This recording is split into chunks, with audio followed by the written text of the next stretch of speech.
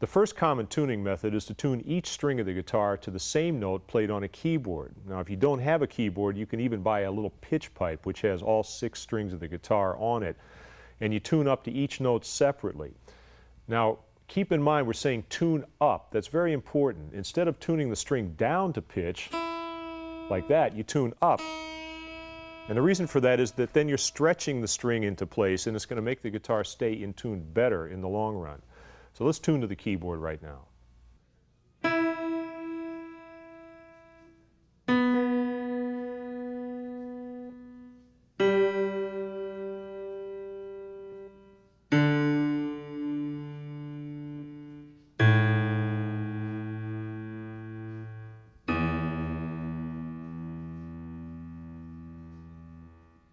The next tuning method I'm going to show you is one that's handy if you don't have a piano or any other source of pitch around. You just want to tune the guitar to itself. It doesn't matter necessarily if you're tuned perfectly to a piano. And what you do is pick one of the strings on the guitar that sounds like it's pretty close, and then tune the rest of the strings to that one. Now, many people start with the lowest string.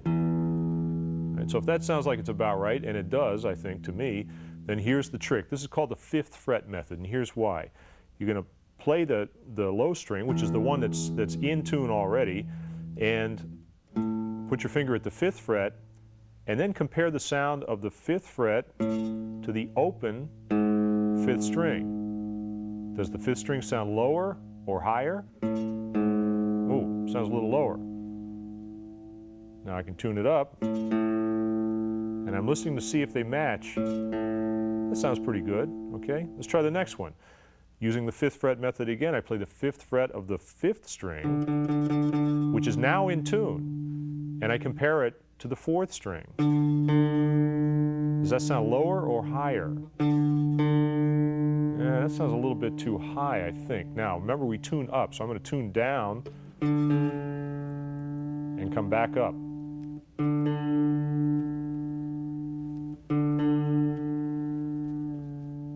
Might take a couple of tries. That sounds pretty good. Now we'll go to the next string. 5th fret on the 4th string compared to the 3rd string. Lower or higher?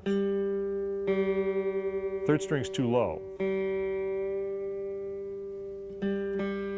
As you get more practice, you can kind of tune it right into pitch. Now here's the only variation. On the 3rd string, go to the 4th fret, because the 3rd and 2nd strings are tuned different in relation to each other. So we go to the 4th fret here and compare the 2nd string. Does that sound lower, higher? That sounds pretty close, actually. I'm going to leave that one alone. Now we go from the 2nd string, we're back to the 5th fret, and compare that to the open, whoa, 1st string. That's a little bit low, I think. Tune that up.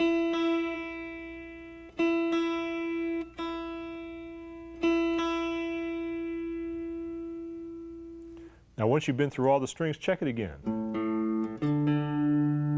I'm not satisfied with that. This is fine tuning.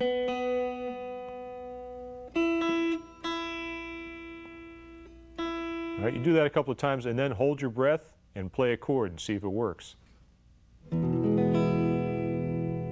Hey, close enough for rock and roll. The third tuning method, which comes to us courtesy of the computer chip, is the electronic guitar tuner. And like everything else electronic, these are getting smaller, cheaper, and easier to use. In this particular case, it automatically reads the name of the string that I'm playing and tells me, courtesy of the little needle, whether I'm sharp or flat. When the 2 red arrows light up, I'm in tune.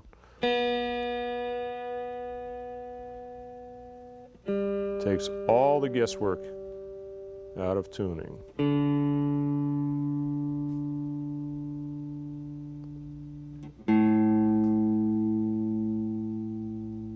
And finally,